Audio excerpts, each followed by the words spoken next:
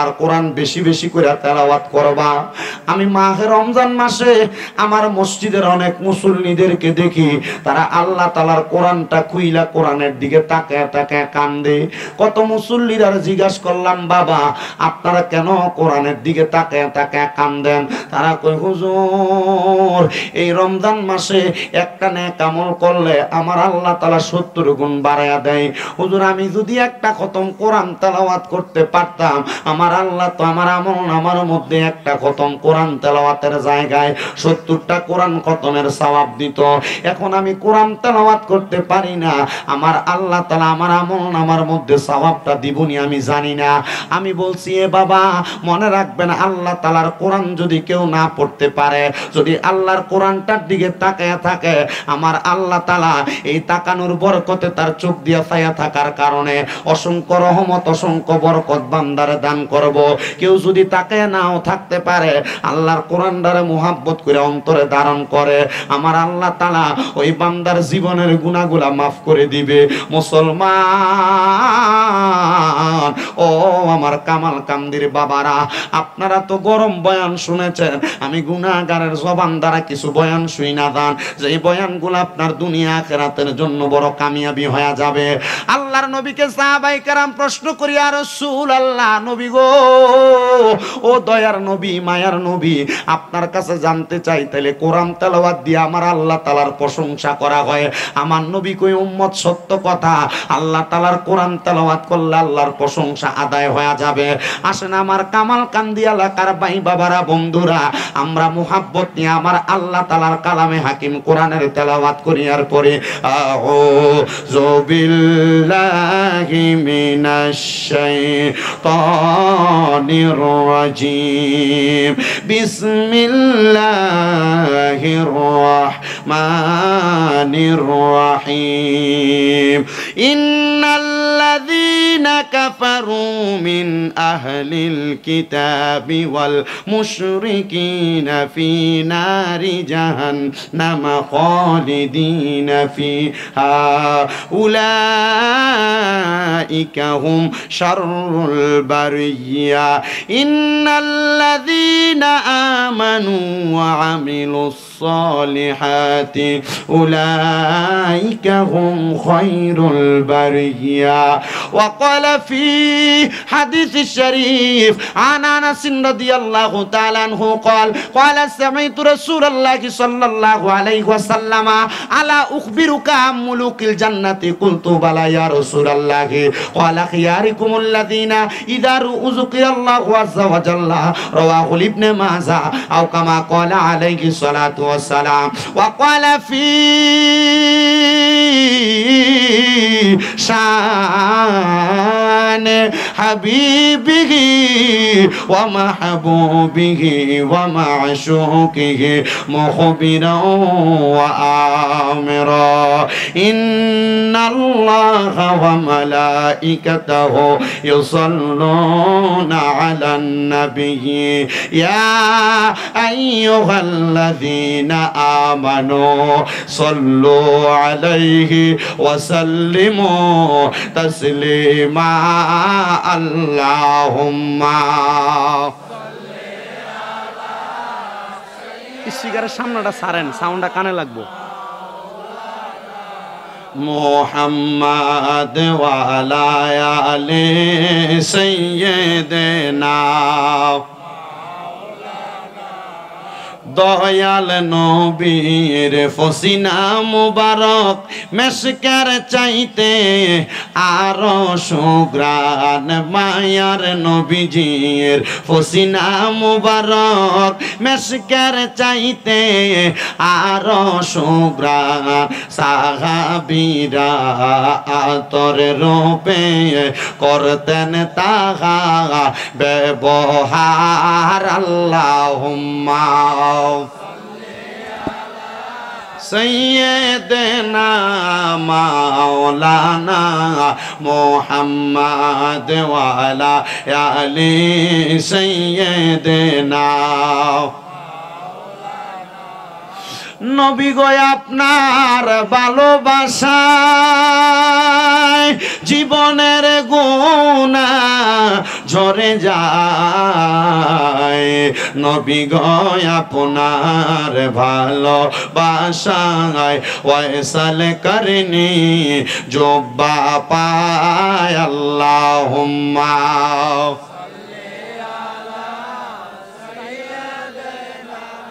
মাওলানা মুহাম্মদ ওয়ালা আলি সাইয়্যিদিনা লা ইলাহা লা ইলাহা লা ইলাহা ইল্লাল্লাহ লা সাউন্ডটা বাড়াও লা ইলাহা ইল্লাল্লাহ লা ইলাহা ইল্লাল্লাহ আল্লাহ আদম হাওয়া বানাইলা তুমি বেহেশতের মাঝে রাখিলা কন্যা আদম হাওয়া বানাইলা তুমি বেহেশতের মাঝে রাখিলা আবার হেকেমতে গম খাওয়াইয়া হেকেমতে দম খাওয়াইয়া দুনিয়াতে পাঠাইলা লা ইলাহা লা ইলাহা হায়রে নামাজে রোজা সাই রহনা কেহ মা বাবার খেদমত সাই রহনা আমার নবীর দরুদ বইল না বলেন নবীর আমার নবীও তোমায় ভুলবে না লা ইলাহা লা ইলাহা হায়রে অনেক দূরে মদিনা আমরা কেমনে যাব কামালকান্দির মানুষ মদিনা যাইতে চাই কি চাই না এত সুন্দর জায়গারে মদিনা বেশি দিন হয় না নবীর রওজা জিয়ারত করে আসছি আমি ঘরে আসার পরে একটা ছেলে কয় হুজুর আপনার চুলগুলা তো লম্বা চুলগুলা কোথায় আমি বলছি রে ভাই আমি আমার আল্লাহর বাড়ি মক্কা দেখার জন্য গেছিলাম আমি আমার নবীর ঘর মদিনা শরীফ দেখার জন্য গেছিলাম আমি সেই জায়গার মধ্যে যাইয়া মক্কা শরীফটা তাওয়াফ কইরা মদিনা শরীফ জিয়ারতটা কইরা আমি যখন সাফা মারওয়াটা সাই কইরা বাইর হইছি নবীর সুন্নত আদায় করার লক্ষ্যে আমি আমার লম্বা চুলগুলা ফালাইছি ওই মদিনা এত সুন্দর রে মুসলমান ও কামালকান্দির যুবক কক্সবাজার যাওয়ার জন্য 10-20 হাজার টাকা বাজেট করো আল্লাহর কসম যদি মদিনা শরীফ একবার যাইতা কোনোদিন আর অন্য জায়গায় ঘুরার নামটা তোমার মুখে দিয়ে আসতো না কেন জানো ওই মদিনা শরীফের সামনে যখন নবীর কোনো গোলাম নবীর কোনো আশেক যায় দাঁড়ায়া যায় ওই আশেকটা মদিনা শরীফের দিকে তাকায় তাকায় বড় বড় নিঃশ্বাস ফালায় কারণ কি জানো ওই মদিনা শরীফটা দেখলে আশেকের অন্তরটা পর্যন্ত ঠান্ডা হয়ে যায় আমি দেখছি কত মানুষ মদিনা শরীফের দিকে প্রবেশ করে মদিনা শরীফে ঢুকার জন্য বাবু সালাম নামক একটা দরজা আছে ওই বাবু সালাম দরজাটা দিয়াম আমার নবীজি রওজা মুবারকের দিকে যখন নবীর উম্মতেরা প্রবেশ করে দেখছি একজন আরেকজনের সঙ্গে কথা বলে কিন্তু তাদের চোখগুলা দিয়া বায়া বায়া পানি পড়ে আমি চিন্তা করলাম কথা তো বলতেছে চোখের পানিটা তো নবীর মোহাব্বতে পড়তেছে আমার সঙ্গে একজন ভাই ছিল আমি তারে জিগাইলাম ভাই নবীজি রওজা মুবারক জিয়ারত করতেছেন কিন্তু আপনি কথাও বলতেছেন মুখের মধ্যে হাসিও দেখা যায় চোখের পানিগুলা কেন পড়ে আমার ডাক দিয়া কই হুজুর জীবনে বড় শখ ছিল গো নবী রওজা মুবারক আমি দেখব আমি আমার নবী রওজা মুবারক দেখছি হুজুর আবেগটা ভিতরে আছে আমার চোখ দিয়া যে বায়া বায়া পানি পড়ে এটা আমার কাছে কোনো স্বাভাবিক কিছু না এটা অস্বাভাবিক কিছু না আমি নবী রওজা মুবারক দেখলে আমার কাছে শান্তি লাগে এ আশিক রাসূলরা এ পর্দার অন্তরালের মা বোনেরা কামালকান্দির মা বোনেরা দুনিয়াতে নবীর উম্মত আমরা সবাই দাবি করি কথা কন্যা ঠিক কিনা নবীর উম্মত যে আমরা দাবি করি কই মনের মধ্যে একবার তো আসে না আমি একবার যদি মক্কায় যাইতে পারতাম মরণের আগে, একবার যদি মদিনা যাইতে পারতাম আমার মনটা শান্তি হইতো, কলিজাটা শান্তি হইতো। আমি মদিনা শরীফে একটানা 7 দিন 5 ওয়াক্ত নামাজের পরে নবীর রওজা মুবারকে সালাম দিছি। আমি শেষ যেই দিন 8ম দিন নবীর রওজা মুবারকে সালাম দিয়ে আমি মক্কার উদ্দেশ্যে রওনা দিব। আমি নবীর রওজার সামনে দাঁড়ায়া দাঁড়ায়া আমার মনের 3টা আশার কথা নবীর রওজা মুবারকের সামনে বলছি। আমি সর্বপ্রথম আমার নবীজির রওজার সামনে দাঁড়ায়া বলছি, ইয়া রাসূলুল্লাহ আপনার কদম মুবারকের মধ্যে সালাম, আসসালাতু ওয়াসসালামু আলাইকা ইয়া রাসূলুল্লাহ। আমি দ্বিতীয়বার বলছি, ইয়া রাসূলুল্লাহ আপনার কদম মুবারকে সালাম দেওয়া আমার একটা আশা ছিল। আমার জীবনে বড় বড় আশাগুলোর মধ্যে সর্বশ্রেষ্ঠ একটা আশা, নবী গো আমার মরণের আগে আর কোনো আশা নাই গো নবী। আপনার রওজা মুবারক যেহেতু দেখছি, উতবা সাহেব আর আপনি নবীরে দেখছে, আবু জাহেল আপনি নবীরে দেখছে, নবী গো আবু বকর দেখছে, আবু বকর ইমানের চোখ দিয়া দেখছে, আবু জাহেল বেঈমানের মতো দেখছে। নবী গো সারা জীবন আপনি নবীর ক্যাম্বাসারি করি, আপনি নবীর কোরআন সুন্নাহর কথাগুলা মানুষের মাঝে প্রচার করি, আপনি নবীর দরবারে আমার অন্য কোনো চাহিদা না, আমার একটা চাহিদা হইলো আপনি নবীরে আমি মরার আগে একবার দেখতাম চাই।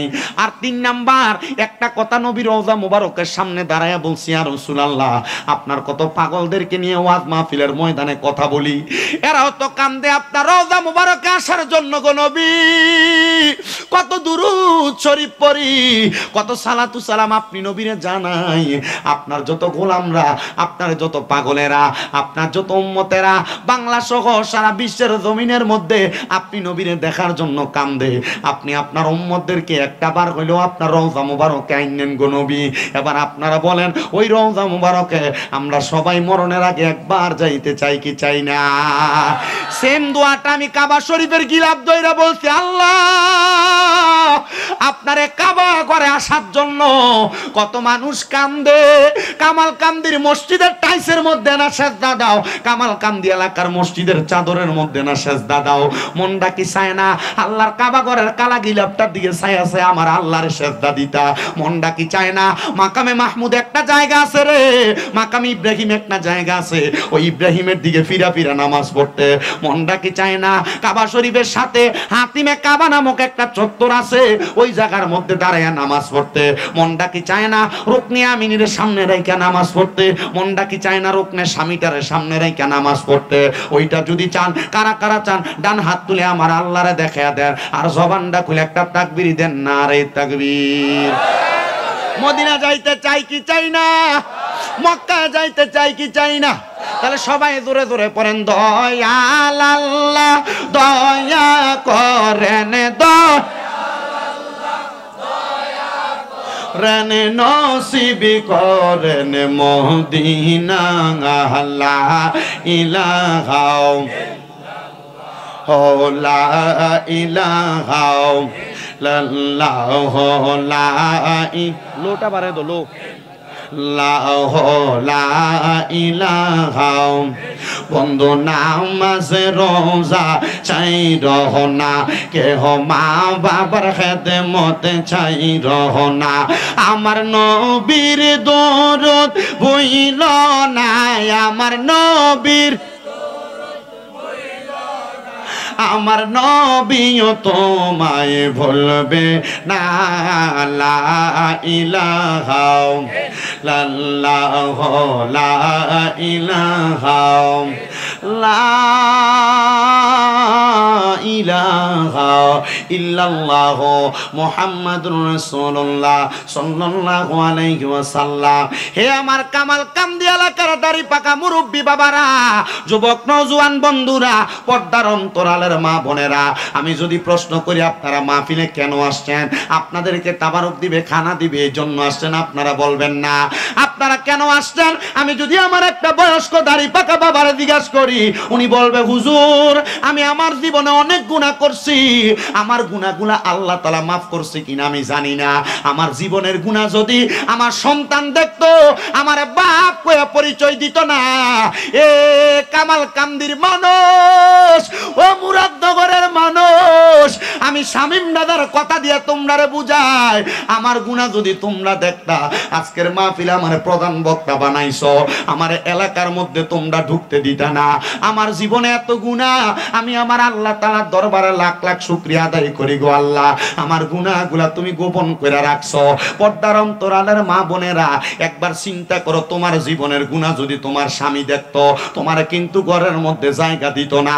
বন্ধু বান্ধব যদি আপনার গুনাহ দেখতো, লুকে লুকে গুনাহ করছেন, গোপনে গোপনে গুনাহ করছেন, আপনার গুনার খবর কেউ জানে না, জানে একজন কামারকান্দির মানুষ। বলেন তিনি কে?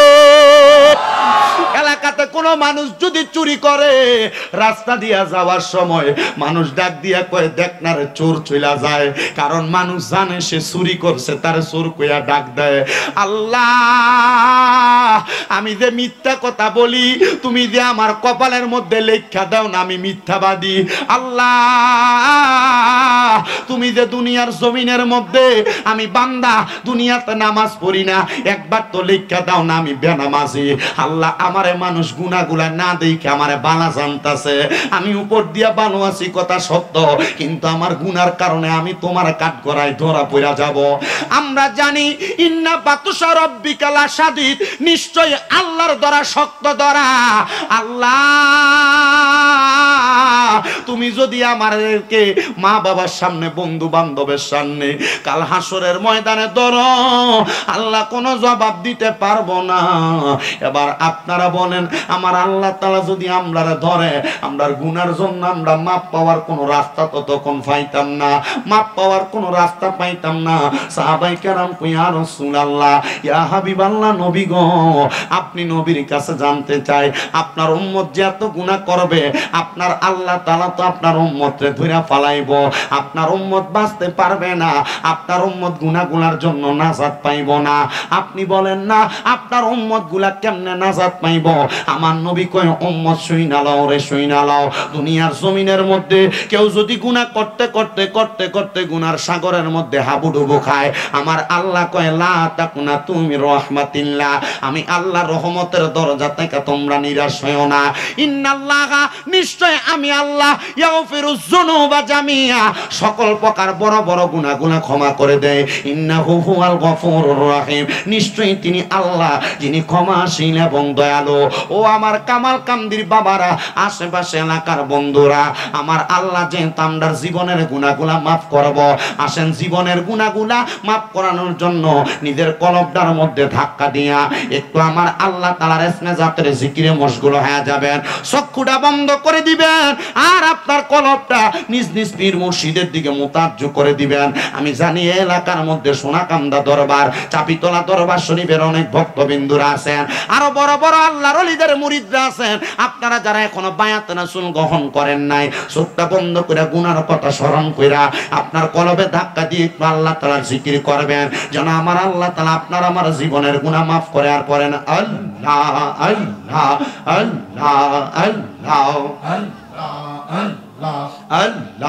আল্লাহ আল্লাহ আল্লাহ আল্লাহ, দমে দমে জফর নাম, আল্লাহ আল্লাহ, দমে দমে মাশাআল্লাহ, আল্লাহ আল্লাহ, দমে দমে জফর নাম, আল্লাহ আল্লাহ, দমে দমে মারহাবা, আল্লাহ আল্লাহ, দমের উপর বাড়িঘর, দম চাপিলে সবই পর, দমের উপর বাড়িঘর, দম চাপিলে সবই পর, দমে দমে তালাশ করো কে আছে আপন, মাশাআল্লাহ আল্লাহ আল্লাহ, দমে দমে মারহাবা, আল্লাহ আল্লাহ, আসিলে তুফান ভাঙবে না ঘরের বান, আসিলে তুফান ভাঙবে না ঘরের বান, মন পাখি হইয়া যাইব নিজ জঙ্গলায়, দমে দমে মাশাআল্লাহ, আল্লাহ আল্লাহ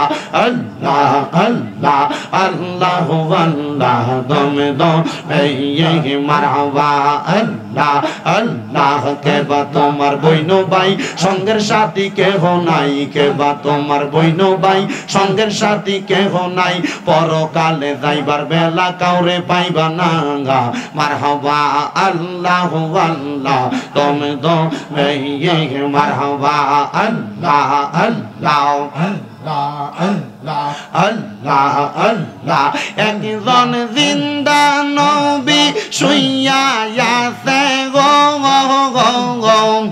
মদিনার শহরে গে নবী গো আর কি দেখা হবে নিজে জীবনে মারহাবা আল্লাহ আল্লাহ নবী গো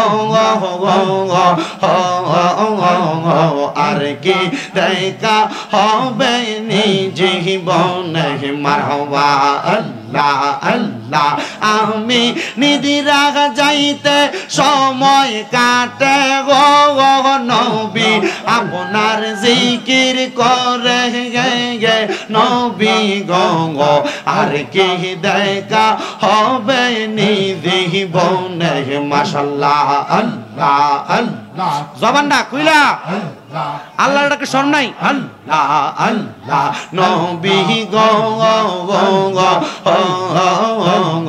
আর কি দেখা হবে নিজে জীবনে মারহাবা আল্লাহ আল্লাহ নবী সারা আপন কে গনা হাই রে মুমিন বাগাই নবী সারা আপন কে গনা গাই মারহাবা আল্লাহ আল্লাহ ইয়া রাব্বি হাবলি উম্মতি কামদান দয়াল নবীজি এখন তো কামদান মদিনায় মারহাবা রব্বি হাবলি উম্মতি কামদান দয়াল নবীজি এখন তো কামদান মদিনায় মারহাবা আল্লাহ আল্লাহ দয়াল নবী মদিনায় সর্বদা যে কেঁদে যায় কামদান নবী উম্মতের মায়ায় হাই রে মুমিন ভাগাই নবী সারাই আমরার বান্ধব কে গো লাগাই মারহাবা আল্লাহ আল্লাহ নবী মাতৃ গর্বে আসিয়া পিতা হারা হইয়া এতিম রূপে আসলে নেই দহরাঙায় পবিত্র ওই মুখে দুধ খাইলেন যার বহুকে দন্ন হইল বিবি হালিমা হাই রে মুমিন ভাগাই নবী সারাই আমার বান্ধব কে গো নাঙাই মারহাবা আল্লাহ আল্লাহ আল্লাহ আল্লাহ আল্লাহ আল্লাহ আই বহরবীর আব্দুল কাদের আউলি ইয়ার শিরোমণি আই বহরবীর আব্দুল কাদের আউলি ইয়ার শিরোমণি তোমারি ওই নামের গুণে তোমারি ওই নামের গুণে আগুন হইয়া যাই পানে আইব রবির আব্দুল কাদের আউলি ইয়ার শিরোমণি মারহাবা আল্লাহ আল্লাহ আল্লাহ আল্লাহ লা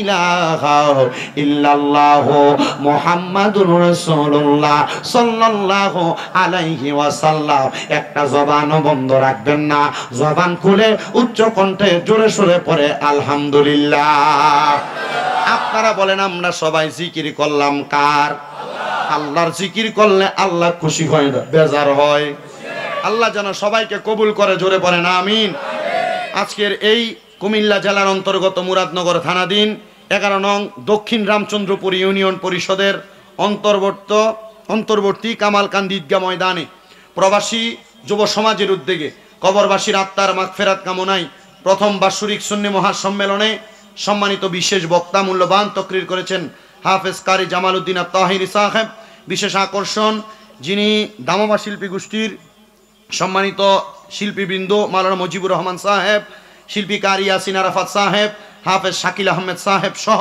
মূল্যবান তকরির করেছেন কারি মোহাম্মদ মনিরুল ইসলাম সাহেব, মোহাম্মদ কাউসার আহমেদ সাহেব, হযরত মাওলানা হাফেজ মোহাম্মদ দীন ইসলাম সাহেব কৈজুরি। মাহফিল পরিচালনা করছেন হাফেজ মোহাম্মদ জালালউদ্দিন সাহেব কামাল্লা এবং এলাকার বৃন্দ সহ আমার ডাইনে বামে সামনে বসে থাকা মাইকের আওয়াজ শুনছেন এলাকার নেতৃত্ব স্থানীয় ব্যক্তিবর্গ, বয়স্ক বাবারা, যুবক নজওয়ান ভাইয়েরা, ছোট্ট ছোট্ট মাসুম বাচ্চারা, পর্দার অন্তরালের মা বোনেরা, সবাই জবান খুলে মোহাব্বতের আওয়াজে উচ্চ কণ্ঠে আল্লাহ তাআলার প্রশংসা শুকর গুজার করে পড়ি আলহামদুলিল্লাহ। আপনারা বলেন আজকের জান্নাতের বাগানে এসে আল্লাহর প্রশংসা করার সুযোগ দিয়েছেন যিনি, তিনি কে? আল্লাহ। অনেক মানুষ হসপিটালে ভর্তি আছে না নাই? অনেক মানুষ রাস্তাঘাটে দোকানপাটে আছে না নাই? অনেক মানুষ আজকে এই কি বলে কামালকান্দি এলাকায় মাহফিল, মেয়ের জামাইরে দাওয়াত দিছে, সুন্দর দেশি মুরগা জব কইরা বালা কইরা খাওয়াইয়া এখন ঘরে ঘুম ফাতায় রাখছে। বেআই বেন্ডে দাওয়াত দিছে, বালা কইরা খাওয়াইয়া এখন ঘরে ঘুম ফাতায় রাখছে। এমন আছে না নাই? তবে একটা কথা মনে রাখেন, যারা ঘুমায়া রইছেন মাহফিলের প্যান্ডেলে কিন্তু জায়গা আলহামদুলিল্লাহ যারা আছে ভরপুর না? প্যান্ডেলটা কথা কয় না, প্যান্ডেলটা ভরপুর না? এতটুক মনে রাখেন, আপনারা শুনেন আজকের এই মাহফিলের উসিলায় আল্লাহ তাআলা এই কামালকান্দি এলাকার কবরবাসীদের রুহগুলাকে ছাইরা দিয়েছেন। সুবহানাল্লাহ কোন? ওই কবরবাসীর রুহু এই জান্নাতের বাগানের ডাইন বাম সামনে পেছনে ঘোরাফেরা করতেছে, আর রুহুগুলা আইসা এভাবে ভিক্ষুক যেভাবে ভিক্ষা চায় আপনাদের কাছে এভাবে হাত পাইতা দিছে, আমার সন্তান, আমার নাতি, আমার ফুত, আমি আব্বা তোর কাছে একটু দোয়া চাই, আমার জন্য আজকের মাহফিল একটু দোয়া করিস। এই রুহুগুলা কবরে ফিরা যাইব, যাইয়া দেখবো আপনি দোয়া করার কারণে আজকে এই রুহুগুলার কবরের আযাব আল্লাহ মাফ করে দিয়া কবরটার জান্নাত বানাইয়া দিছে।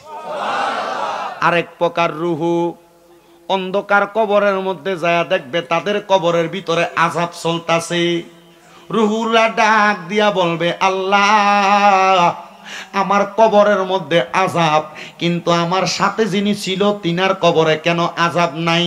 আমার আল্লাহ তাআলার ফেরেশতারা জবাব দিবে, রে রুহু তোমার সন্তান কামালকান্দির জান্নাতের বাগানে বইসা তোমার জন্য দোয়া করে নাই, দুনিয়ার আড্ডাবাজি রং তামাশার মধ্যে মশগুল ছিল, এই জন্য তোমার কবরটা এমন আযাবযুক্ত।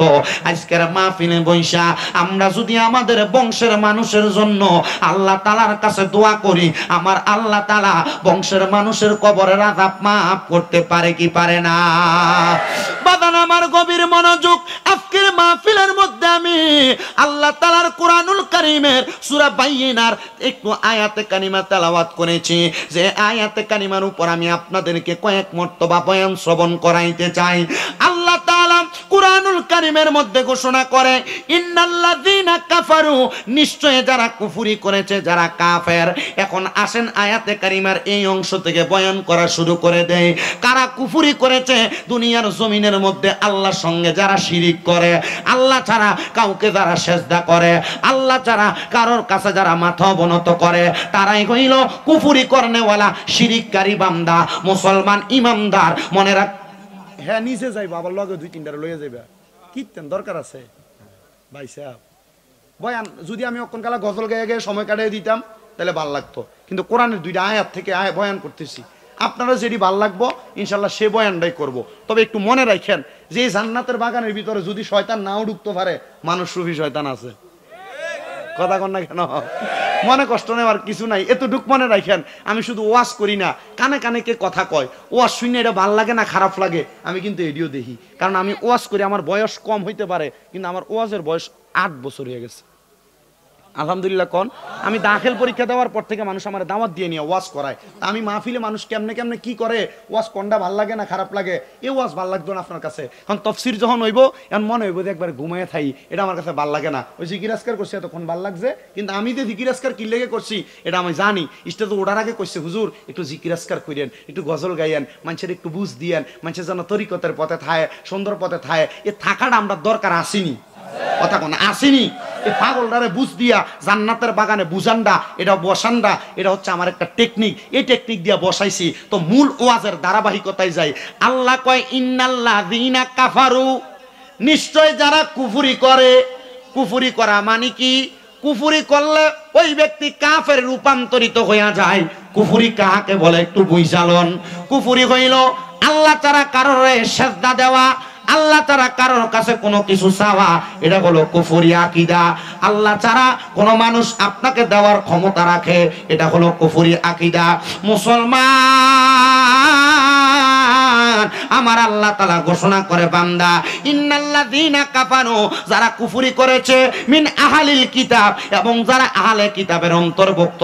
এমন অনেক মানুষ আছে দেখবেন এলাকার মধ্যে, আমরা কোরআন মানি হাদিস মানি না, হাদিস মানি কোরআন মানি না, অথবা কোরআনে আছে হাদিসে আছে, কিন্তু এই কোরআনের কথাটাই সত্য, হাদিসের কথাটা এমন ভাবে অনেক লোক বইলা দিছে।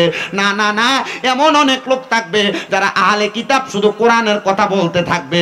আপনাদের এলাকায় থাকতেও পারে, নাও থাকতে পারে।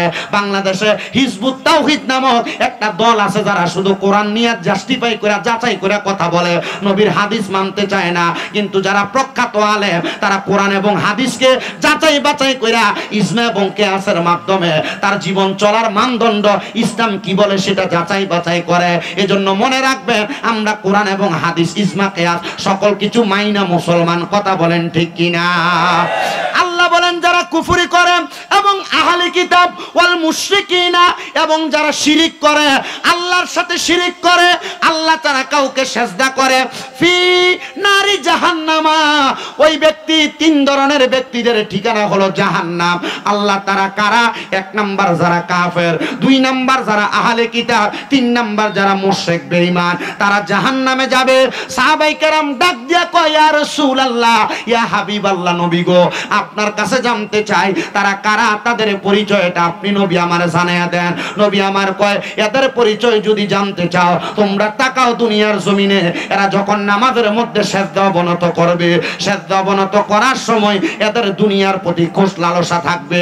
এমন অনেক মানুষ আছে কামালকান্দি এলাকার, নামাজ পড়ে হারাম খায়, সুদ খায়, ঘুষ খায়, নাই?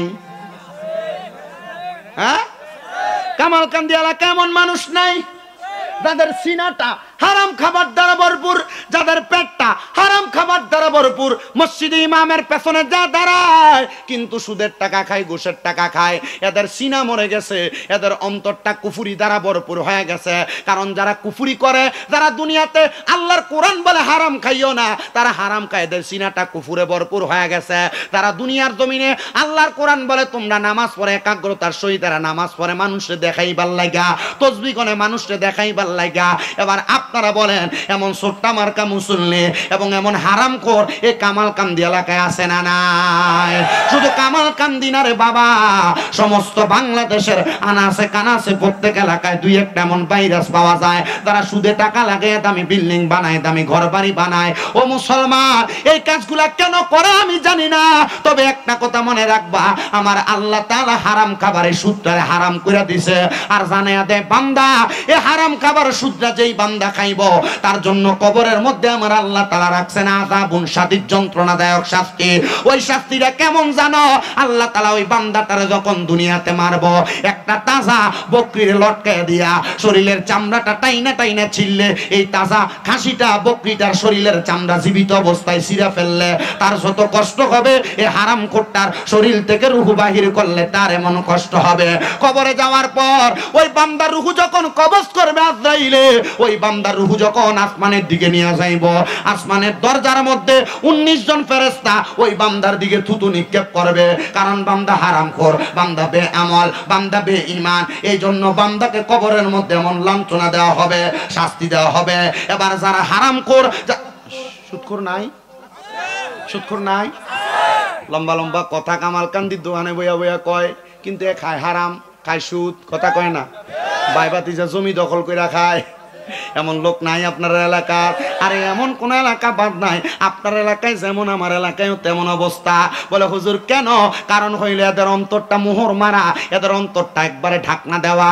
এরা মনে করতেছে দুনিয়াই দুনিয়া, এরা জানে না দুনিয়া ও মাজরাতুল আখিরা, দুনিয়া হইল আখিরাতের শস্য ক্ষেত্র, একটা বাগান। দুনিয়াতে যে শস্য রোপণ করবা, আখিরাতে তা পাইবা।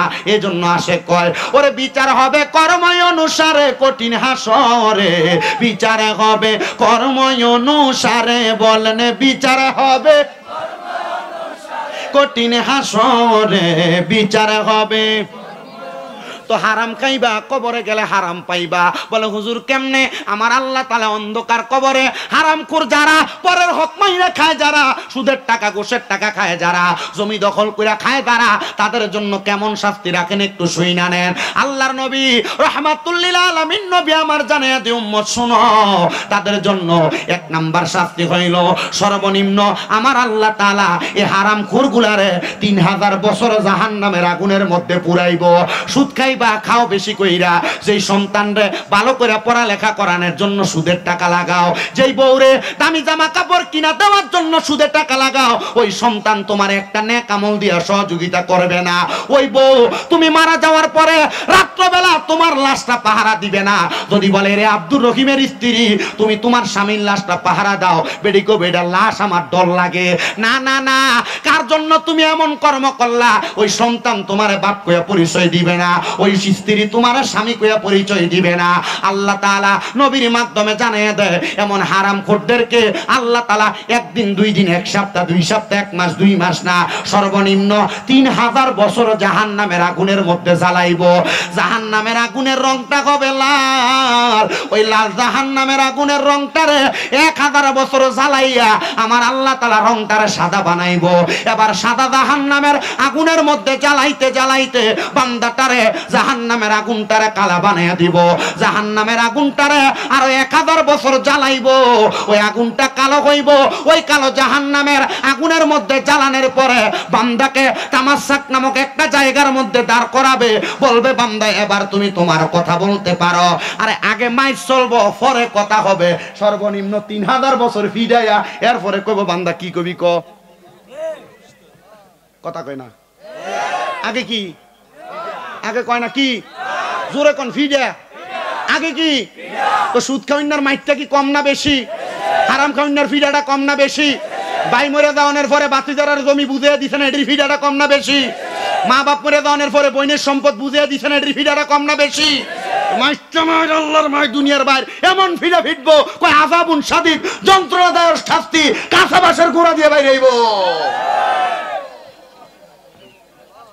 কারণ এই মোরকিল্লা বাস দিয়ে বাইরে এলে এ হারাম খাইতে খাইতে, কারণ মুরগার গোস্ত গরুর গোস্ত খাইছে তো এর আড্ডি শক্ত হয়ে গেছে গা।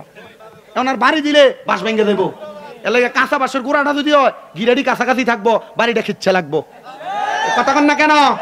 এখন আর বেড়ারা সুদরা খায় না, এখন বেডিটারে দিয়ে সুদের ব্যবসা করায়। বাড়ি বাড়ি এখন বেডিরা সুদের ব্যবসা করে, আছে না নাই? আল্লাহর কসম মা বোন যারা পর্দার হলে শুনছো, এই সুদের টাকা, ঘুষের টাকা, পরের হকের টাকার উপর লোভ কইরা হারাম টাকা খাইয়া শরীরে সৌন্দর্য বাড়াইবা, দামি পোশাক পরবা, আল্লাহর কবরের আযাব থেকে বাঁচতে পারবা না, বাঁচতে পারবা না, বাঁচতে পারবা না। কথা বলেন ঠিক কি না? ইকুটা একটু কমা হচ্ছে, ইকু কমা কনে, ইকু সুইসের দিকে আছে, বোঝো না কিছু? এক জায়গার কথা রেখো আরেক জায়গার লেসু। আচ্ছা বাদ দে, আল্লাহ কবুল করুক, জোরে কোন আমিন। তাহলে শাস্তিটা কম না বেশি? জ্বালাইবো কয় 1000 বছর। বেডিয়াতে কব শামিমরা যারা দাওয়াত দিছ, আগামী বছর দাওয়াত দিস কালেকশনের লেগে গেলে দেম, ফলাইনে কালেকশনও করে না। মার হাওয়া ও বন্ধু, গভীর মনোযোগ দিয়া শুনবেন। তাহলে এই হারাম খোরটি রে, বেনামাজি রে, বে আমলডি রে, বেঈমানডি রে কবরে সর্বনিম্ন কয় 1000 বছর জ্বালাইব? জোরে কয় না কয় 1000? যেটি উইটটা গেছে গাড়ি মনে করছে হুজুর ওয়াজটা দিন নরমাল হইতাছে, আমি শামিম রাজা হজ থেকে আসার পরে ওয়াজটা এমনই করি। মানুষকে হুজুর এমনি করলে ভালো লাগে, কারণ সব এলাকায় হারাম কর 2-1টা আছে, এটিরে কইলেই মনে হয় তার কাছে বেশি ভালো লাগে, কারণ খায় হারাম দোকানে বসে লম্বা কথা কয়। আবার আপনারা এটিরে দৈরা নিয়ে মসজিদের সভাপতি বানান, দৈরা নিয়ে মসজিদের সেক্রেটারি বানান, দৈরা নিয়ে এলাকার সর্দার বানান। ও মুসলমান, যদি জিগায় কেন সুদকুরে সর্দার বানাইলা, সুদকুরে সভাপতি বানাইলা, গোশকুরে সভাপতি বানাইলা, কই মসজিদের টাইসটি তো বেড ওই কিনে দিছে। আসলে ঠিক না? আমরা যে মাতন নাগা কথা সত্য না মিথ্যা? মসজিদের ইমাম সাহেবের বেতন দেয়, সুদকুরে দেয়, এ সেক্রেটারি দেয়। আপনার এলাকায় আছে কিনা এটা আমি জানি না, তবে বিভিন্ন এলাকায় অবস্থাটা এমন হইয়া রয়েছে। ও মুসলমান, আমরা এলাকায় আওয়ামী লীগ সরকার পতনের পরে অসুবিধা হইতেছে আপনারা। আমি রাজনৈতিক বক্তব্য দেই না, আমি রাজনীতির অন্তঃস্তরও বুঝি না। আওয়ামী লীগ সরকার পতনের পরে আমরা এলাকার মেম্বার আগে সভাপতি ছিল, তো মোটামুটি সরকার পতনের পরে সবাই দেখতো বাগুন্তিত, ঠিক না? তো বাগুন্তিত, তবে বালা মানুষটি বাগছে না। কইতাম দেন কদ্দুর, আমি কিন্তু কথা কইতামও জানি, আবার একজনের রাগাত বেজ্জতি করে খারাপ সম্মানও দিতাম পারি। মানে আমনে আলেম মানুষ, আমনে লোকে পারি কথা দিয়ে কইতেছেন, আমার কথা আমনে যা কইবেন কথা এইটাতে ইয়া পারবো, শুধু একটু কইতাম দেন। হ্যাঁ ঠিক আছে, আল্লাহ কবুল করুক, শোনায় আমিন। হুজুর উচিত কইছে, আমি বুঝছি শুনছি। এবার বেড়াতন চলে গেছে, কারণ আমরা এলাকায় নিজে নিজে সভাপতি ঘোষণা দিছে, মসজিদে নিজে দাঁড়ায় গেছে পরের সপ্তাহ, এখন থেকে আমি সভাপতি। এ বাবা, সভাপতি ওই ব্যক্তি হবে ইমামের অনুপস্থিতিতে মসজিদের ভিতরে 5 ওয়াক্ত নামাজ পড়ানোর ক্ষমতা দিয়ে বেটা রাহে। এনে বেটারে সেজদার ভিতরে ফালাই দিয়া তো বেটা মুসল্লি ফালাই বাগবো, কারণ বেটা সূরা ফাতিহাও ঠিক করে পড়তে জানে না। আল্লাহর কি কুদরতের খেলা! এ বেটা সভাপতি ঘোষণা দেওয়ার 2 সপ্তাহের মাথাত এলাকার এক মাইয়া তার বাড়িতে আইতো যাইতো, ওই মাইয়ার লগে অপকর্ম কইরা ধরা, মাইয়া দিছে মামলা, 3 লাখ টাকা দিয়ে সমাধান। ওমা, আমি কইলাম সভাপতির যদি এই দশা হয় সমাজ পরিচালনা কেমনে করব? তো সমাজ পরিচালনা করতে দেয়া কেউ যদি এমন অপকর্ম করে তে তো তলে দিয়া খাইয়া এরপরে এটারও জাহাজ বানিয়ে দিব। আল্লাহর কাছে কইছি, আল্লাহ বাংলাদেশের বড় বড় জায়গাগুলা খালি পড়া রইছে, ওই জায়গাগুলার ভিতরে এমন কিছু লোক বসায়া দাও যারা বসার কারণে বাংলাদেশে কোনোদিন দুর্নীতি চলবে না, অত্যাচার চলবে না, অনাচার চলবে না। বাংলার সংসদে কোরআনের আইনটা বাস্তবায়ন কইরা দাও। কোরআনের আইন বাস্তবায়ন হইলে মানুষের জমি দখল হবে না।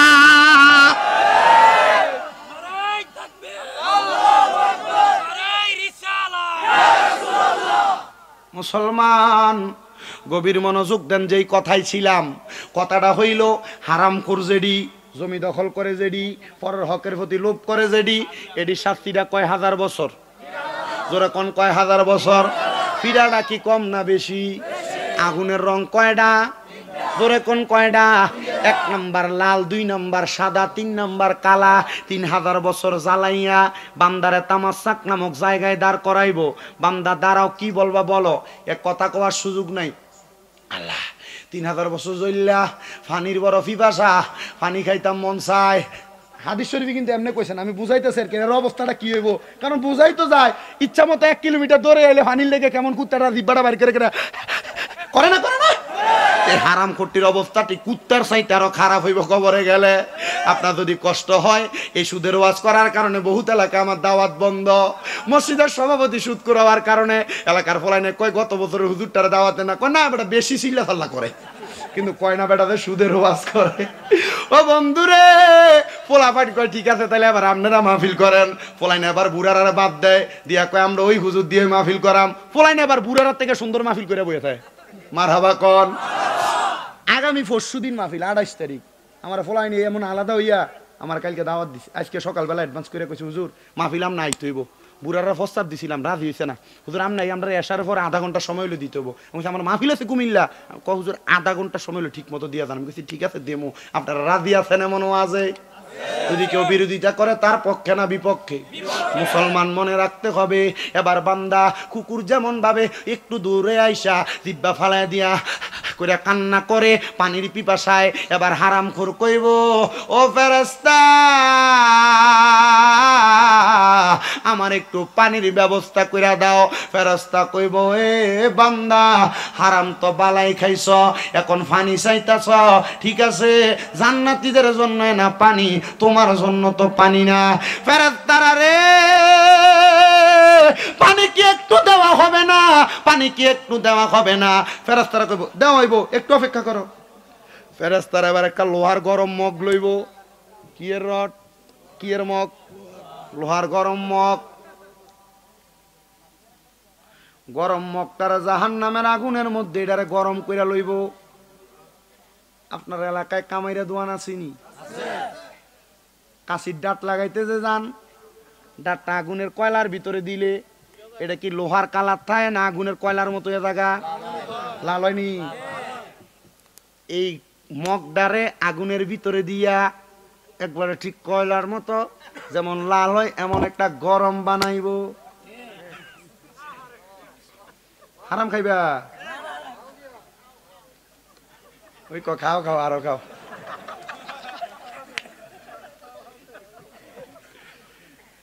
এটারে গরম বানাইয়া, পানিটা কি মজার পানি শুনতেন না? এবার অন্য জাহান্নামীরারে, জাহান্নামের আগুনের ভিতরে যে ফুরছে, শরীরে চামড়াটি ফুইরা ফুইরা রক্ত আর ফুঁসডি যে ফরছে, এই পাত্রটার ভিতরে এবার রক্ত আর ফুজ লইব। পানির পিপাসা, রক্ত আর পুষ কেন? বলে রক্ত আর পুষ গুলা লইব। হাদিস শরীফ ওলামায়ে কেরাম আছে জিগান, এটার নাম হইল তিনাতুল খাবাল। নাম কি? তিনাতুল খাবাল, মানে রক্ত এবং ফুস। রক্ত এবং পুষগুলা নিয়ে কইব নেখা। আরে দুনিয়াতে পানির ভিতরে একটা মশা পড়লে মশাওয়ালা পানি ফালাইয়া দিতাম, গ্লাসে 3 বার বালা করে মোড়াইয়া ধুইতাম, এরপরে পানি খাইতাম। এটা কেমনে খাইব? বলে সুদ যে খাইছো মজা কইরা, হারাম যে খাইছো মজা কইরা, এটাও খাও মজা কইরা। তখন বান্দা সহ্য করতে পারবে না, মজা কইরা এবার তিনাতুল খাবাল রক্ত আর পুষগুলা খাইব। খাইতে দেরি রে, ফেটের নারী বুড়ি গুলা পায়খানার রাস্তা দিয়া নিচের দিকে পড়ব। বান্দা কইব যদি জানতাম হারাম খানা খাওয়ার কারণে আমার আল্লাহ তাআলা এত কঠিন শাস্তি প্রদান করব, আল্লাহর কসম এমন হারাম খানা আমি খাইতাম না, এমন হারাম পথে আমি থাকতাম না, এমন হারামীদের সঙ্গে আমি চলতাম না।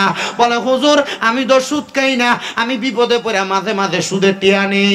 এটা যদি কেউ নিয়ে থাকো, আল্লাহর কসম খাওইনা খাইয়া যাই শাস্তি পাইব, নেউইনা একই শাস্তি পাইব। অনেকে চিন্তা করে হুজুর আমি তো সুদ খাই না, ঘুষ খাই না, এলাকার শিক্ষিত মানুষ, কিন্তু সুদের উপর যখন কেউ টাকা নেয় স্ট্যাম্পটা আমারে দিয়া লেহায়। আল্লাহর নবী কয় এ সুদের টাকার কাতেব যে বেড়া ব্যাংকে চাকরি করি না থাকলে সুদের উপরে যে টিহা দেয়, লোন দেয়, তাহলে কবরের ভিতরে সে চলে একবার কবরের ভিতরে। আমার এই শুধু একটা হাদিসের কথা শুনা আমার মুসল্লি 3 জন ব্যাংকের চাকরি ছাড়ছে। আলহামদুলিল্লাহ পড়েন, আরো জোরে পড়েন আলহামদুলিল্লাহ।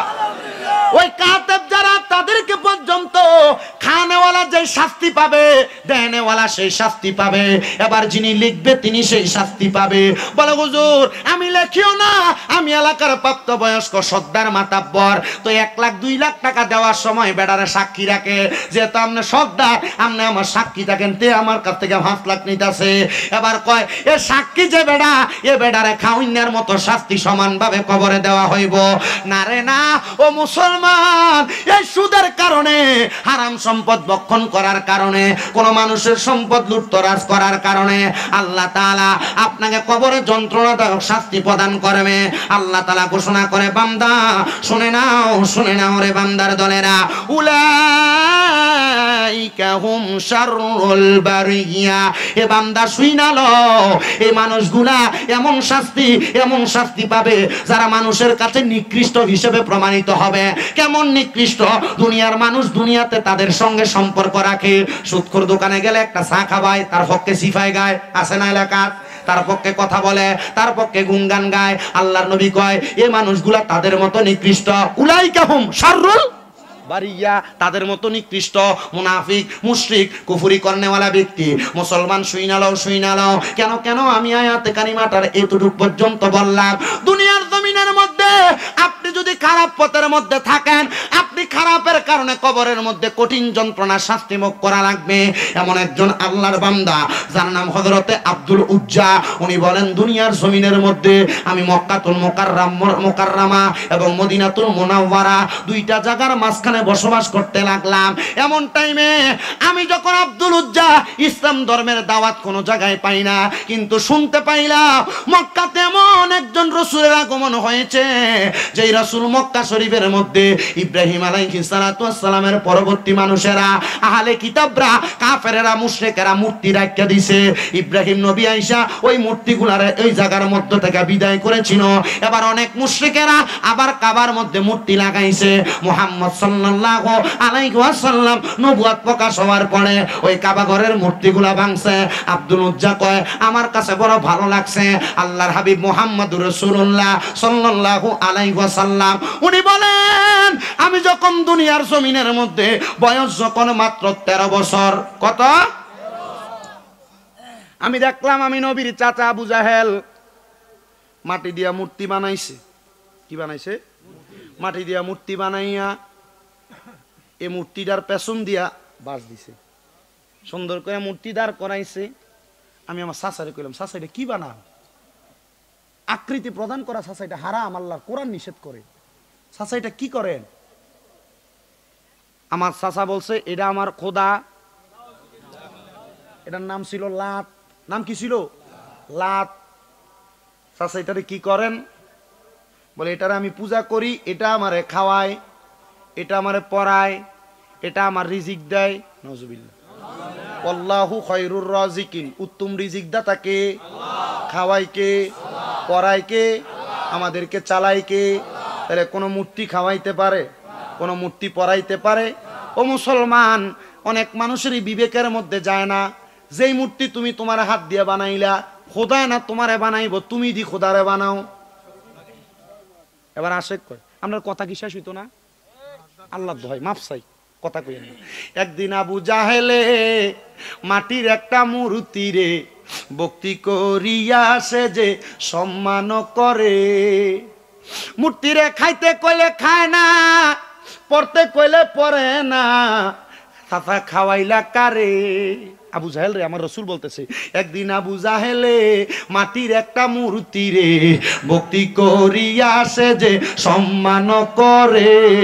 মূর্তিরে খাইতে কইলে খায় না, পড়তে কইলে পড়ে না, চাচা খাওয়াইলা কারে?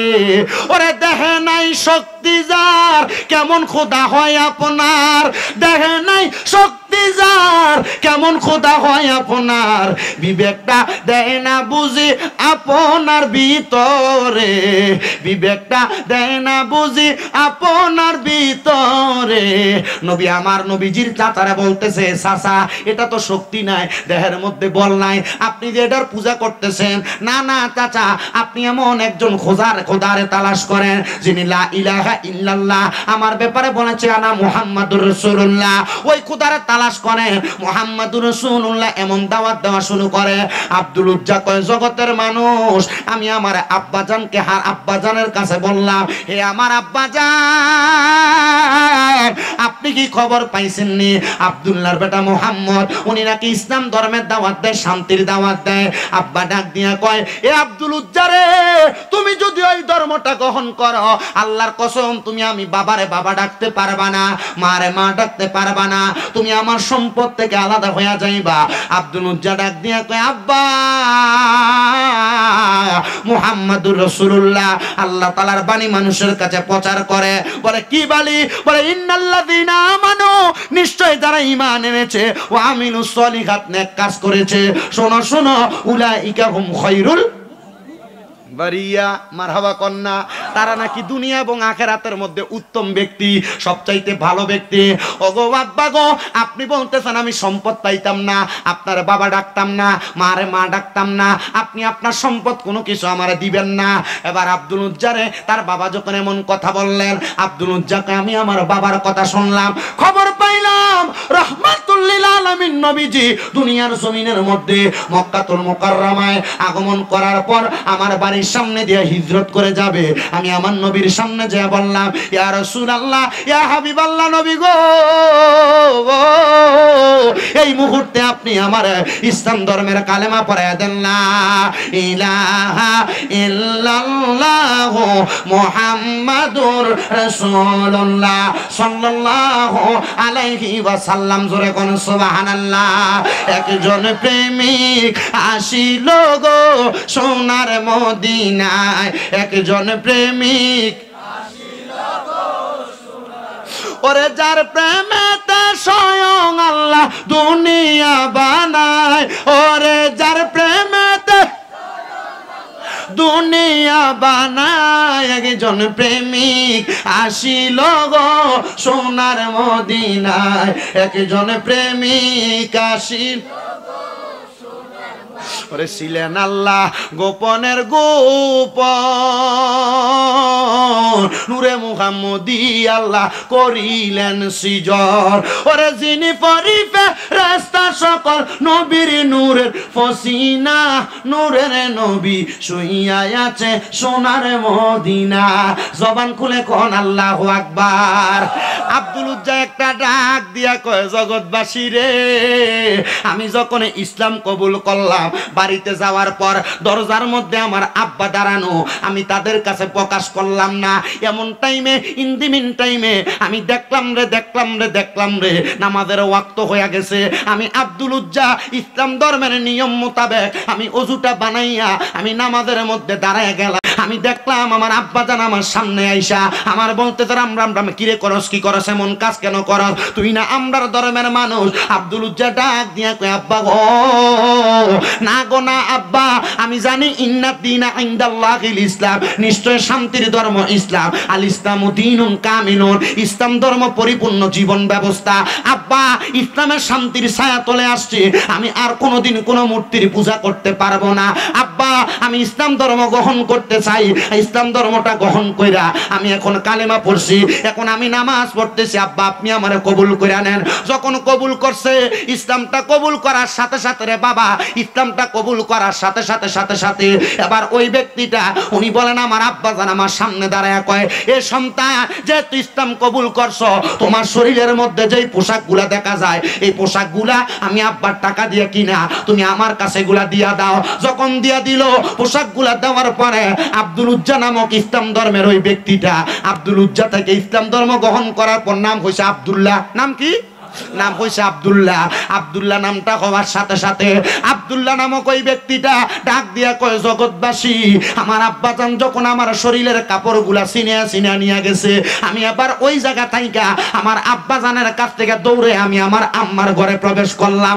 আমি যাইয়া দেখলাম আমার আম্মাজান সামনে মূর্তি নিয়ে পূজা করতেছে। আমার মা জননী একবার আমার দিকে তাকায়, দ্বিতীয়বার আমার দিকে তাকায় না। আমার মা জননী ডাক দিয়া কয়, সন্তান তোমার কেন এমন অবস্থা? মা যদি অন্য ধর্মেরও হয়, মা কিন্তু সন্তানকে ভালোবাসে, মুহাব্বত করে, মায়া রাখে।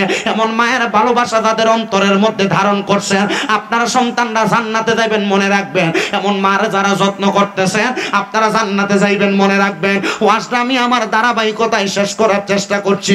আব্দুল উজ্জা কয়, আমার মা আমার বলতেছে, বাবা এখন তুমি যেহেতু ইসলাম ধর্ম গ্রহণ করেছো, আমি আমার স্বামীর কথার বাহিরে যাইতে পারবো না। বাবারে ইসলাম ধর্ম গ্রহণ করার কারণে তোমার বাবা যেহেতু তোমার শরীরের জামা কাপড় নিয়ে গেছে, আয় রে বাবা আমার সামনে আয়। আব্দুল উজ্জার মা ডাক দিয়া কয়, আমি সাথে সাথে আমার সামনে যেই মূর্তি ছিল, মূর্তিটার সামনে থেকে আমার একটা কাপড় ছিল মূর্তির এই জায়গাগুলা পরিষ্কার করার জন্য, ওই সিরান একটার লইয়া আমি আমার আব্দুল উজ্জারে প্রদান করলাম। আব্দুল উজ্জা উনি বলেন, আমি আমার শরীরটারে ঢাকতে লাগলাম। আমার শরীরের এই কুল ঢাকলে ওই কুল ঢাকনা হয় না, ওই কুল ঢাকলে ওই কুল ঢাকনা হয় না। আমি আব্দুল উজ্জা এমন কর্মকাণ্ড দেইকা রাত্র যখন গভীর হয়ে গেছে, আমার বাবা মায়ের ঘরটা ত্যাগ কইরা দিলাম। বাবা মায়ের ঘরটা ত্যাগ কইরা আমি আব্দুল উজ্জা যাইতে আমি মদিনা শরীফের কাছে যাইয়া পৌঁছলাম, কিন্তু মদিনার মসজিদ নববীর ভিতরে ঢুকি না। মদিনার মসজিদে নববীতে আব্দুল উজ্জা যদি উলঙ্গ অবস্থায় যায়, মানুষ আমার দিকে তাকাইব, মানুষের গুনাহ হইব। না না না, আমি সামনে যাইতাম না।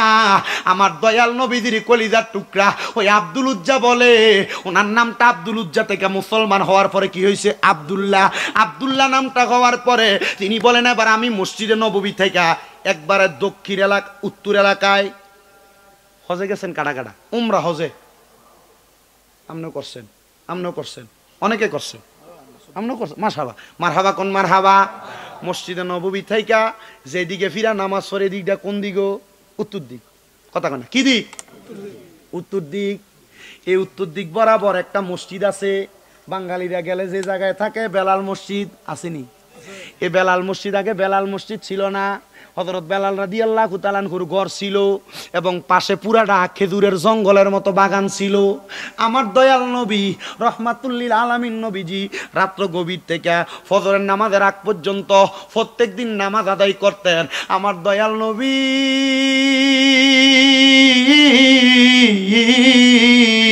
ওই দিন আর নামাজের মধ্যে দাঁড়ায় না।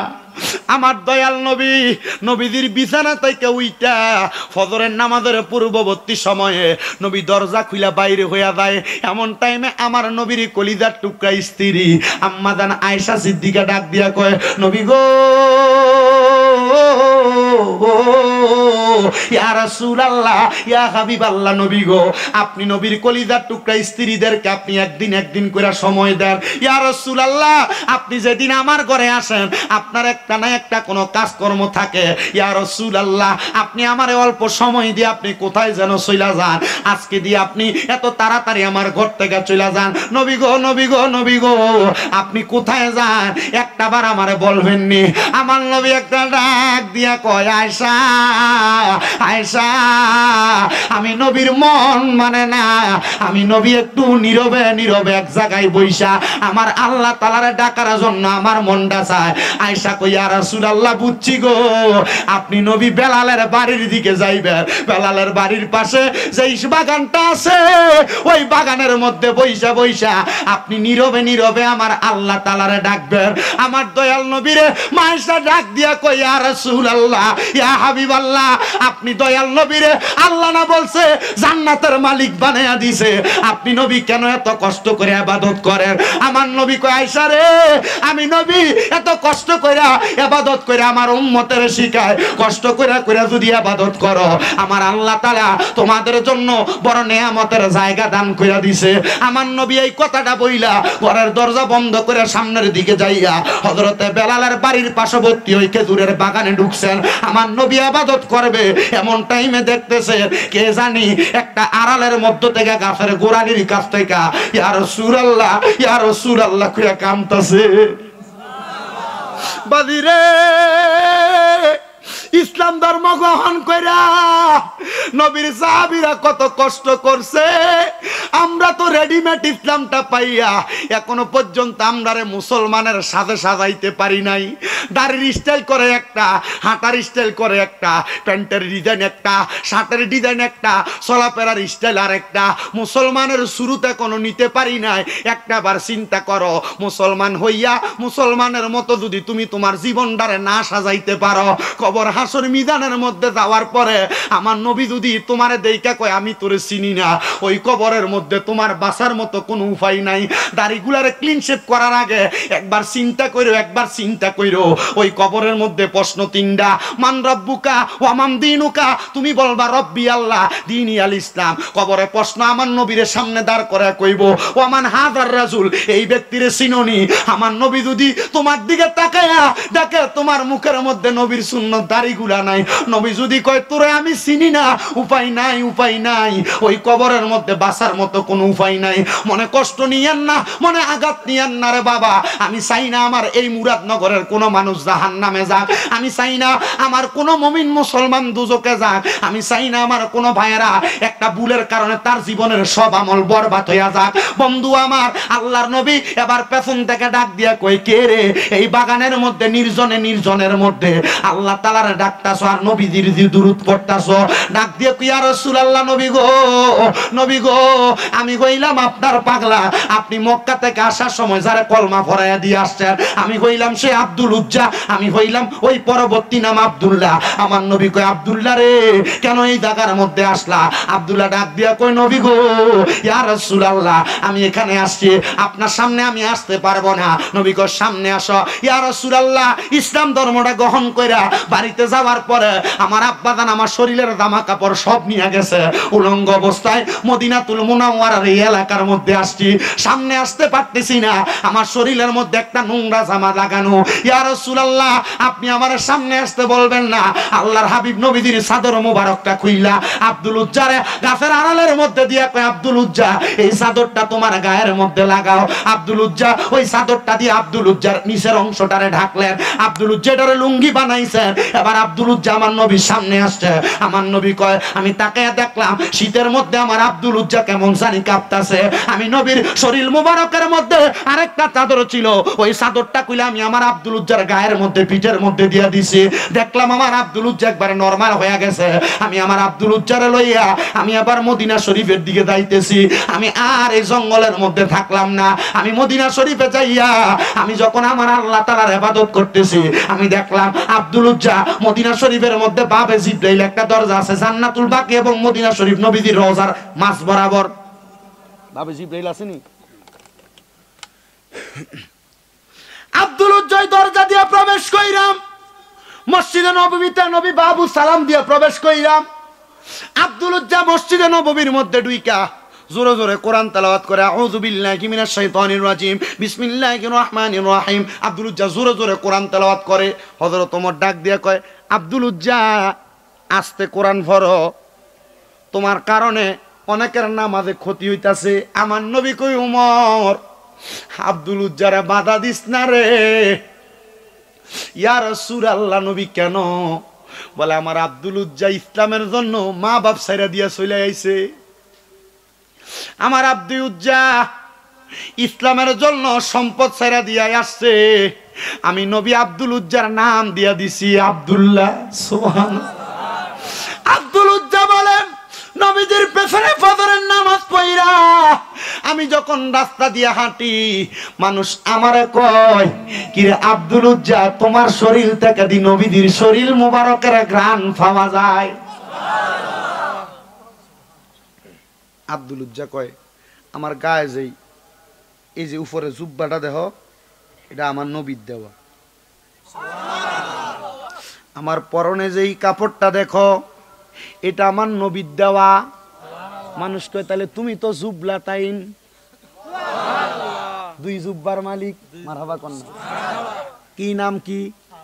এবার আর তারে কেউ আব্দুল্লাহ ডাহে না, কয় জুব্বা তাইন, মানে নবীর দুই জুব্বার মালিক। মারহাবা কন্যা। রহমতে আলম নবী সাম, রহমতে নূরে মুজা আমি সাহাবীরা আতর বানাই। গাম বলেন সাহাবীরা, জোরে কোন মারহাবা। আস্তে কইছে মারহাবা, জোরে কোন মারহাবা। আমার নবীজি সাহাবীরে শুধু দুষ্টামি কইরা ভিতর থেকে বিড়াল বাইরেছে। নবী কয়, আবু হুরায়রা বিড়াল বাপ। মানছে আর ওনার আগের নামে ডায় না, কয় বিড়াল বাপ। মারহাবা কয় না।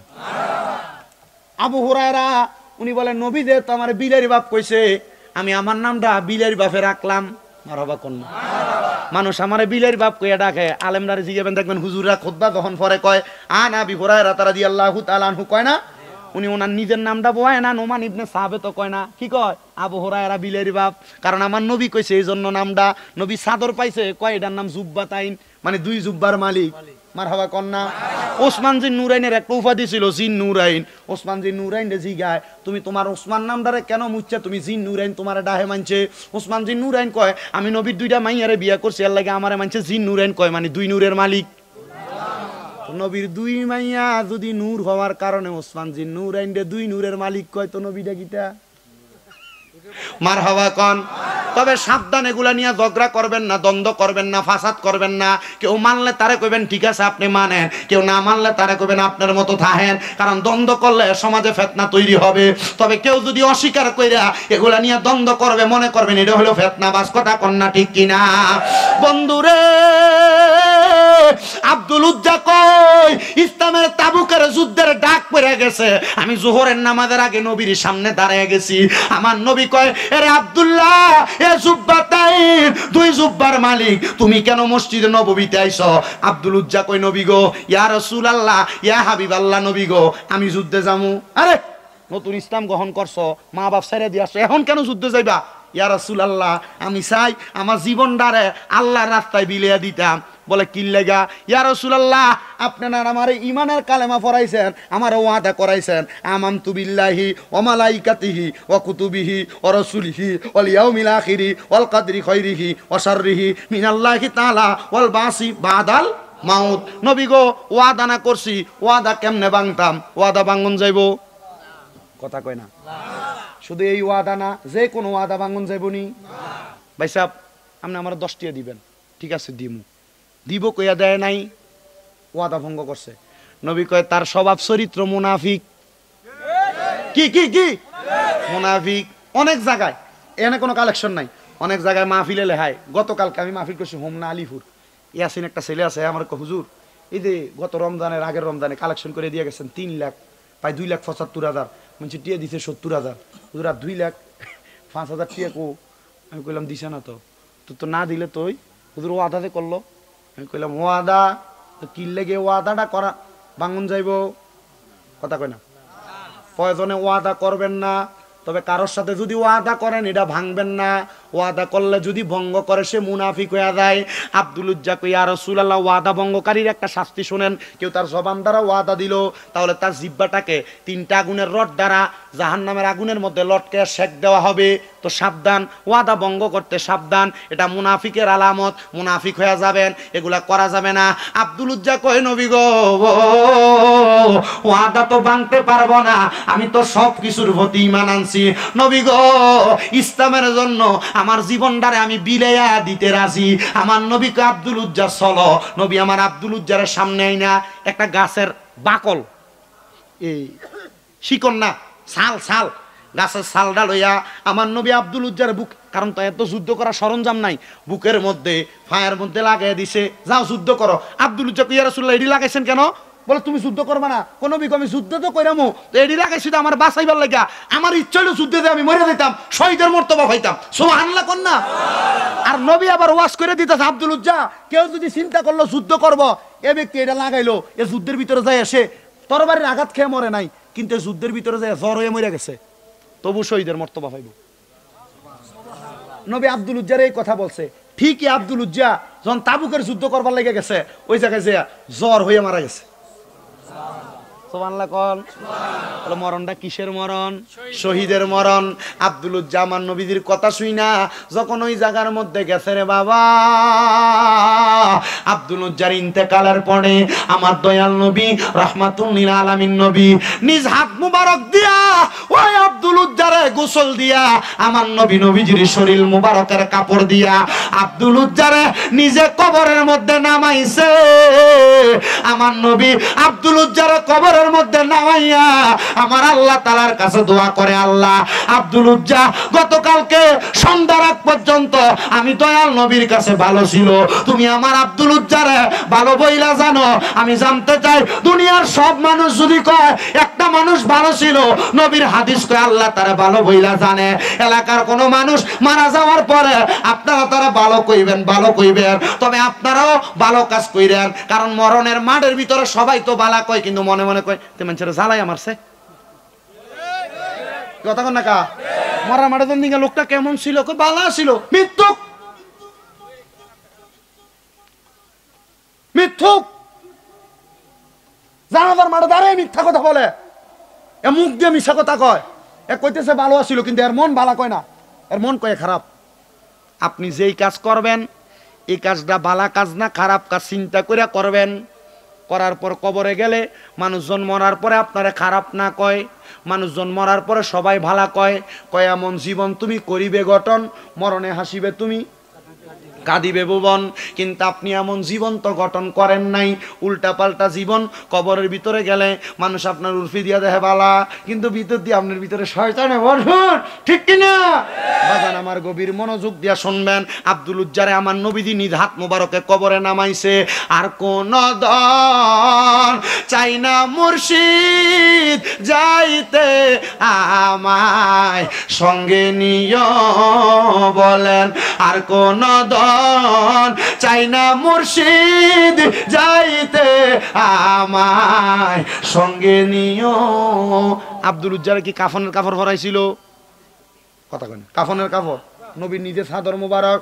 ওরে বাজারেরও সাদা মার্কিন আমার অঙ্গে না লাগাইও, আর তোমার গায়ের পুরান চাদর দিয়া আমার কাফন পরাই দিও যাইতে আমায় সঙ্গে নিও আর কোন দর চাই না মুর্শিদ যাইতে আমায় সঙ্গে নিও মুসলমান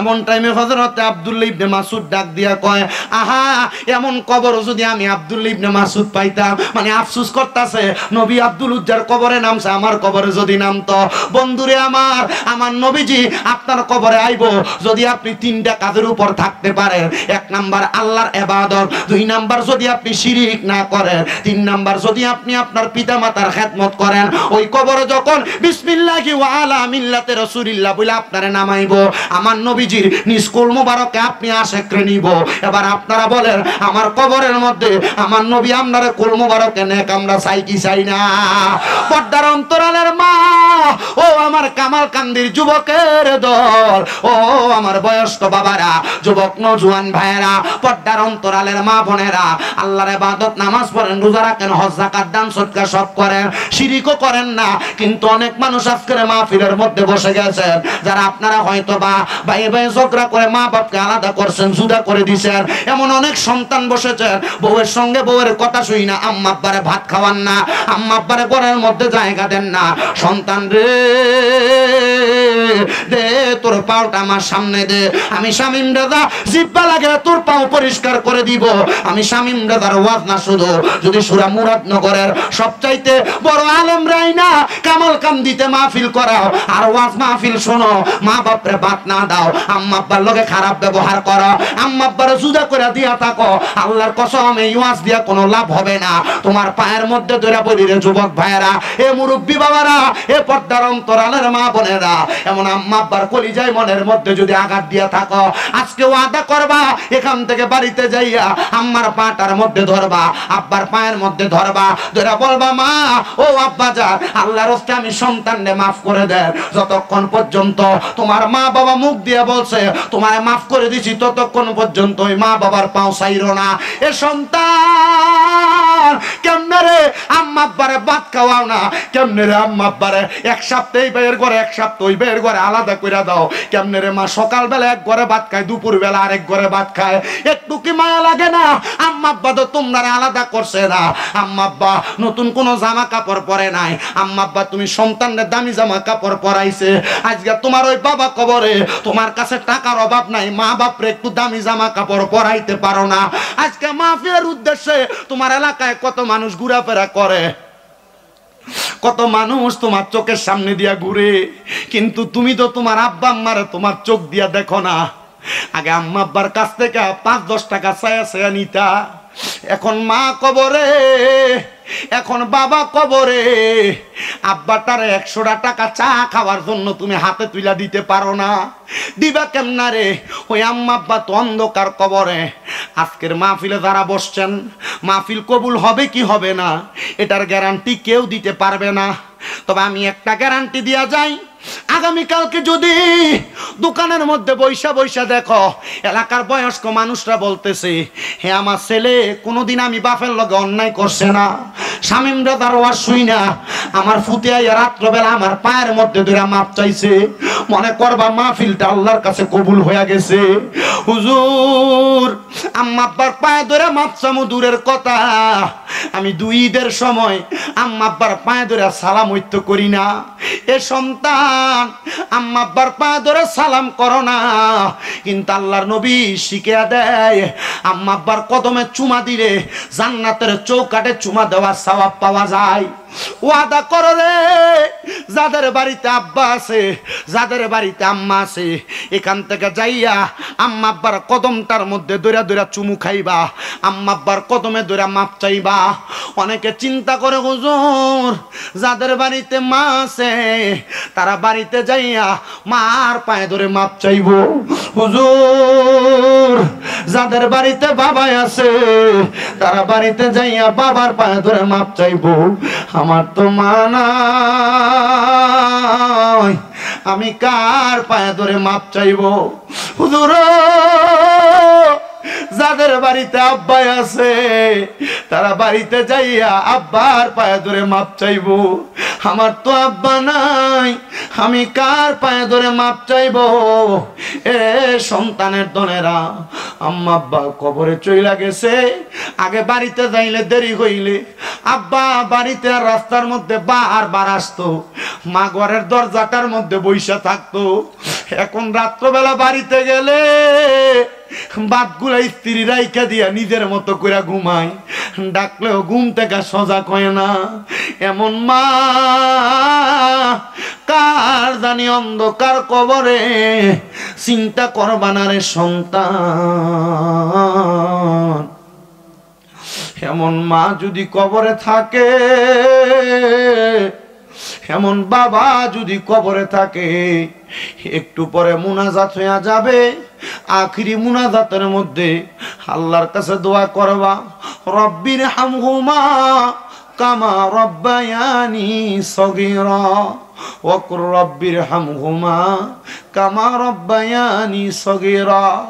নবী আমার জানেয়াদের উম্মত, কোন সন্তানের মা মারা যাওয়ার পরে, বাবা মারা যাওয়ার পরে যদি চোখের মনি কোটার মধ্যে একটা মাছির মাথা পরিমাণ পানি ছাইরা দিয়া ওই সন্তান তার মায়ের জন্য বাবার জন্য কান্দে, ওই পানিটা মাটিতে পড়ার আগে আমার আল্লাহ তার মা বাবার জীবনের গুনাহ মাফ কইরা দেয়। পর্দার অন্তরালে কত মাইয়ারা কামাল কান্দি পাঁচ কিত্তায় আসছে, এলাকায় মাহফিল হবে, মাহফিলের মধ্যে আম্মা আব্বার জন্য দোয়া করবে। অনেকে বাড়িতে আইসা তারা তারার মা আর মুখ দেখছে না, বাবার মুখ দেখছে না। ও আল্লাহ, আজকের মাহফিলের উসিলায় আপনি না বলেছেন ইন্নাল্লাযীনা আমানু ওয়া আমিলুস সলিহাত, যারা ঈমান আনে এবং নেক আমল করে, উলাইকা হুম খায়রুল বারিয়া, তারা দুনিয়াতে সবচাইতে উৎকৃষ্ট বান্দা। আল্লাহ, আমরা আমাদের জীবনে কত নেক কাজ করছি আমরা জানি না, আমরা দাবি করি আমরা ইমানদার। আল্লাহ, আমরার ইমানের দৌলত দিয়ে আপনার কাছে ফরিয়াদ জানাই, আজকের মাহফিলের উসিলায় আমরার আম্মা আব্বার কবর আযাব মাফ করেন, বংশের কবর আযাব মাফ করেন, মরণের আগে আমাদেরকে মক্কা মদিনা নসিব করেন। আল্লাহ যেন নসিব করে, জোরে বলেন আমিন। আসলেন নবী এই দরাতে রহমত বরকত নিয়ে, আসুন সবাই তাজিমে সালাম দেই ওই নবীরে, ইয়া নবী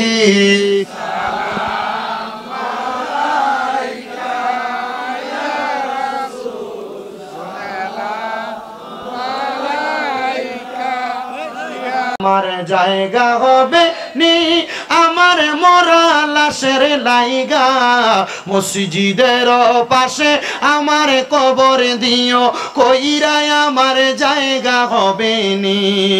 এলাকাবাসী রে, আমি তোমরার ছেলে সন্তান কয়দিনের লাগিয়া, মরার পরে সবাই তোমরা যাবে রে বলিয়া, কষ্ট হইল 3.5 হাত মাটি দিও, খুইরাই আমার জায়গা হবে নি, আমার জায়গা হবে আমার মরা মসজিদের পাশে, আমার মসজিদের কবর দিও, কইরাই আমার। জগৎবাসী রে, আমি যেদিন যাব মারা দুনিয়া সারিয়া, রঙিন জামা কাপড়ে সবই নিবে রে খুলিয়া, সাদা আমার কিনে কাপড় আমায় সাদা দিও রে পরাইয়া, আমার জায়গা হবে নি, আমার জায়গা হবে আমার মরা লাশের লাইগা, মসজিদের পাশে আমার মসজিদের কবর দিও, কইরাই আমার। জগৎবাসী রে, আমি যেদিন যাব মারা দুনিয়া ছাড়িয়া, ভাই বন্ধু আত্মীয় স্বজন যাবে রে ভুলিয়া। জগৎবাসী রে, আমি যেদিন যাব মারা দুনিয়া ছাড়িয়া, ভাই বন্ধু আত্মীয় স্বজন যাবে রে ভুলিয়া। তোমরা রে দুয়ার মাঝে শরীক রাখিও করিয়ায় আমার জায়গা হবে নি, আমার জায়গা হবে আমার মরা লাশের লাইগা মসজিদের পাশে, আমার মসজিদের কবর দিও কইরায় আমার জায়গা হবে নি। মাগো মা, আমার মরার পরে তোমরা কাইন্দ না জরাইয়া, কোরআন পয়রা দোয়া কইর সন্তানের লাগিয়া। মাগো মা, আমার মরার পরে তোমরা কাইন্দ না লুটিয়া, আমার লাগি দোয়া কইর সবাই কোরআনে পয়রা, জানো আমি তা ভালো থাকি কবর দেশে যাইয়া আমার জায়গা হবে নি, আমার জায়গা হবে আমার মরা লাশের লাইগা মসজিদের পাশে, আমার মসজিদের কবর দিও। আল্লাহ তাআলা সবাইকে ঈমানের সাথে মরণ দান করুক। আমিন। কামালকান্দির যুবক, কামালকান্দির বয়স্ক মুরব্বী বাবারা, কামালকান্দির মা বোনেরা, কামালকান্দির প্রবাসীরা, আল্লাহ প্রত্যেককে কবুল করুক। আল্লাহুম্মা আমিন, আল্লাহুম্মা আমিন। আলহামদুলিল্লাহি রাব্বিল আলামিন, আসসালাতু ওয়াসসালামু আলা রাসূলিহিল কারীম। রব্বানা যালামনা আনফুসানা ওয়া ইল্লাম তাগফির লানা ওয়া তারহামনা লানাকুনান্না মিনাল খাসিরিন। রব্বানা আতিনা ফিদ দুনিয়া হাসানাতাও ওয়া ফিল আখিরাতি হাসানাতাও ওয়া কিনা আযাবান নার। মাবুদ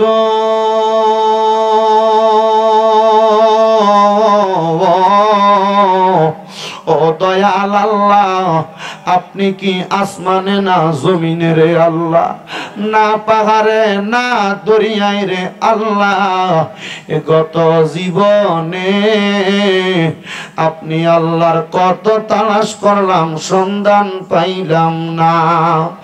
আল্লাহ বহু সন্ধানের পরে এই কুমিল্লা জেলার অন্তর্গত মুরাদনগর থানাধীন 11 নং দক্ষিণ রামচন্দ্রপুর ইউনিয়নের অন্তর্গত কামালকান্দি ঈদগাহ ময়দানে এলাকার প্রবাসী এবং যুবকদের উদ্যোগে কবরবাসীর আত্মার মাগফিরাত কামনায় প্রথম বাৎসরিক ওয়াজ ও দোয়ার সুন্নি মুখা সম্মেলনের আয়োজন করা হয়েছে গো আল্লাহ। আল্লাহ, আজকের মাহফিলের মধ্যে আমরা যারা হাত বাড়াইলাম সবার চাইতে আমি শামীম রেজা সবচাইতে বেশি গুনাহগার, আমি শামীম রেজা সবচাইতে বেশি বদকার।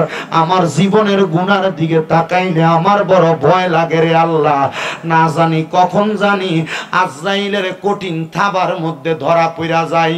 আল্লাহ, আমার গুনার দিকে না তাকাইয়া আমার অনেক আলেমেরা, বিশেষ করে তলেবুল ইলমরা, দাড়ি পাকা বয়স্ক বয়স্ক আমার মুরব্বী বাবারা, যুবক নওজোয়ান ভাইয়েরা, ছোট্ট ছোট্ট মাসুম বাচ্চারা, পর্দার অন্তরালের আমার কত মা বোনেরা, তুমি আল্লাহর শাহিন শাহী পাক দরবারে গুনাহগার কাঙ্গালের বেশে দুইখানা হাত বাড়াইছে।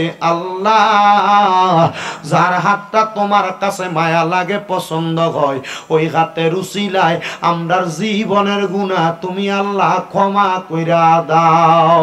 তুমি যদি মাফ না করো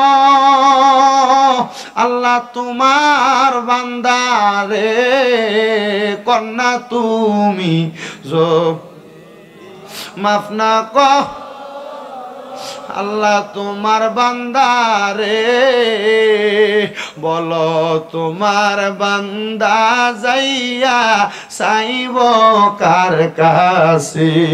মাবুদ ও দয়াল আল্লাহ, আজকের মুনাজাতে আমরা হাত বাড়াইলাম, আমরা মাফ চাই, তওবা করি, তওবা কাটতেছি আল্লাহ, আর কোনোদিন গুনার দিকে কদম বাড়াইব না। আমরার গুনার দিকে না তাকাইয়া তোমার রহমানুর রহিম নামের খাতিরে আমরার জীবনের গুনাহগুলা মাফ কইরা দাও। দয়াল রে,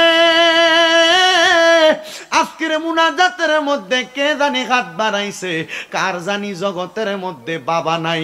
হায়রে বাবা, যেই বাবা রিক্সা চালাইয়া মাটি কাইটা মাথার গাম পায়ে ফালাইয়া পরের বাড়িতে বদলার কাজ কইরা সন্তানরে মানুষের মতো মানুষ করার জন্য আব্বা জান এত কষ্ট কইরা আজ্ঞা অন্ধকার কবরের বাসিন্দা, এমন আব্বা যাদের অন্ধকার কবরে, আব্বার কবরটারে তুমি আল্লাহ জান্নাতের বাগান বানিয়ে দাও। দয়াল রে, অনেক সন্তানেরা হাত বাড়াইছে যাদের জগতের মধ্যে মা নাই রে মা।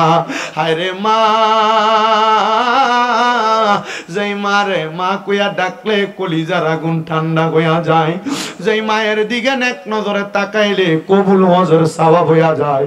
আজকে কার জানি এমন মা দুঃখিনী অন্ধকার কবরে, মাহফিল শেষ করে বাড়িতে যাইব, সবার মুখ দেখবো কিন্তু মার মুখটা দেখবো না। আল্লাহ, এমন মাজার কবর দেশে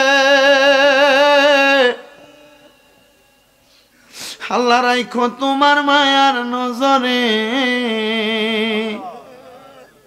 সেই মায়ের কবরেতে আযাব তুমি দিও না। দুঃখের দরদি আমার জনম দুঃখী মা।